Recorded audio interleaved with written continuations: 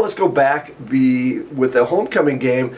I know the outcome wasn't what you wanted, but there were some good things individually that are happening with the team. First, let's go on the offensive side of the ball. You've got some young offensive linemen just starting. You've got Ethan Tong, a sophomore, and Jonah Gordon, a freshman. How have they progressed in their college ability from the beginning until now?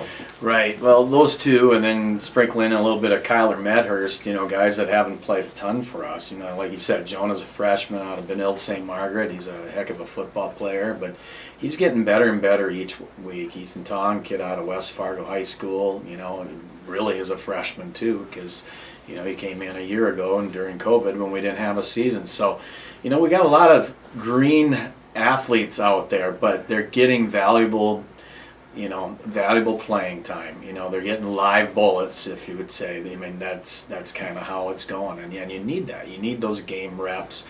They're getting a lot of reps in practice too. The backups are as well, but we're a young football team, and maybe not a lot of people understand that, but we're working hard. We're going through some injury stuff, but we're getting healed up. We're getting guys back, and as long as we keep moving in the right direction and keep working hard, we're going to be just fine. And then on the defensive side of the ball, it's fun to see those individual moments happen where the kids just bring so much joy. Talking about Corbin Cantrell last week when he made his interception and he was jumping up and down. It's great to see that type of an emotion with the kids. Absolutely. Corbin Cantrell he's just an amazing young man. I mean, when you talk to him, everything is yes sir, and he's always upbeat and positive. I mean, here's a kid who comes into camp, first day of camp, and tests for COVID and tests positive. So he's out for your first 2 weeks of fall camp and didn't get to, feel our culture or get to learn a lot of stuff until he came back in. We zoomed him in on all our meetings and all that, and he quarantined, did his thing. He came back, and he's just been such a bright sign for us, and we love the way he competes. Now, after the game, did you have any special message for the team heading into this week? Yeah, I think the first thing is, when you lose a game like that, and especially in a homecoming, everybody hurts, okay? And I'm not gonna, it's just the way it is. I mean, everybody hurts. But what I said to our guys is, get your heads up, put your arm around your brother. You know what? When we go through these days, going forward into your life, there's going to be days that aren't going to be, sunshine and rainbows, okay? We get that. But it's just how you're going to handle that, all right? How are you going to deal with that? You're going to feel sorry for yourself. You're going to sit and lick your wounds, all that kind of stuff.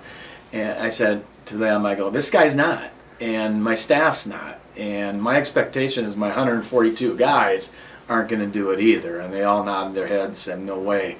And so right from there, we kind of set the tone on how this week needs to be. We start our divisional race with, and it opens with Macalester. And what a fun experience this is going to be. It's all different. It's new.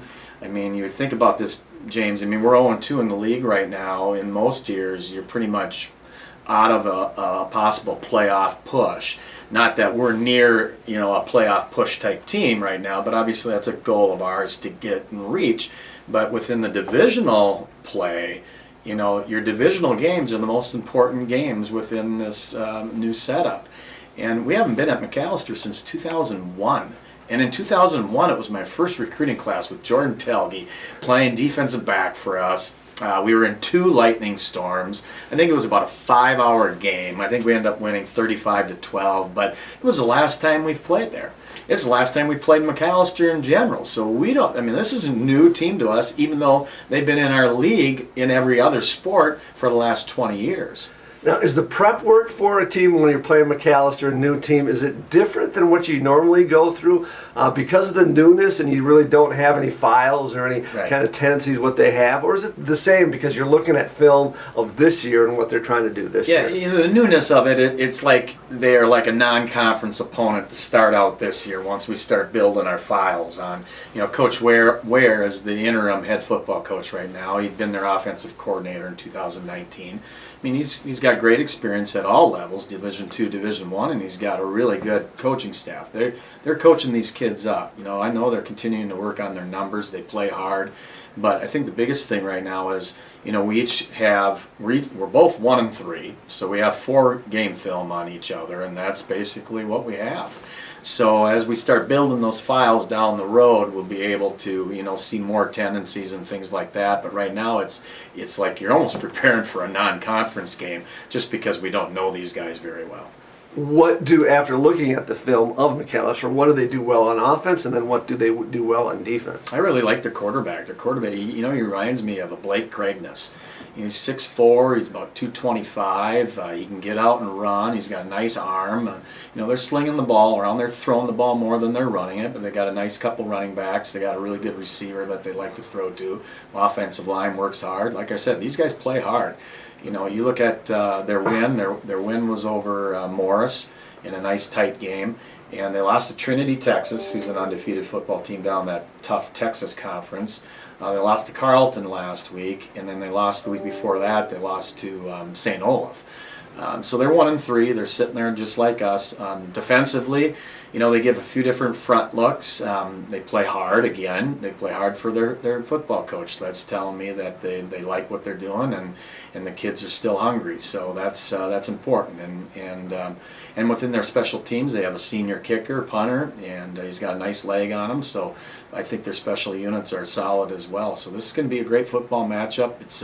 It's like I said, it's the first of our divisional race, and we want to go play well. We want to play better than we have been playing. And you talk about playing better. Is there any kind of key or offensively or defense that you're really looking to step up in this game from the last game? Yeah, obviously we don't want to put points on the board, right? When you get a goose egg on you against St. John's, that doesn't make anybody feel good.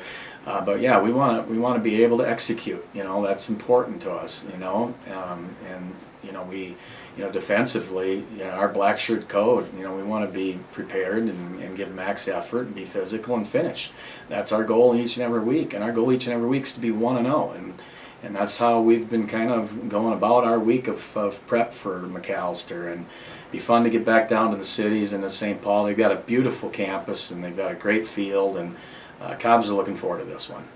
You've played against Macalester as a player. Any special highlights or anything you remember about playing Macalester, either at home or down at St. Paul? Well, I just remember I always wanted the ball. Now that was that's against every team. That was against every team, and part of it was because I was recruited by Macalester, and they did a really good job of recruiting. They never stopped calling and all of that. But when I made my decision to go to Concordia, I just remember that Macalester wasn't very happy that I made that decision to go to Concordia. So anytime we played Macalester, I went to Coach Nick and I said, I want the football. So I can't remember if there was any big games or anything like that. I just remember that point saying, I want the football today. And we've had great games with those guys. When I played back in the mid to late 80s, Macalester was 7-3, 7-3. They had some really good football teams, and they had really good numbers within their program. And I know Coach Ware, this is what he wants. He wants to get this program back to some of those teams that had some of those great records like that.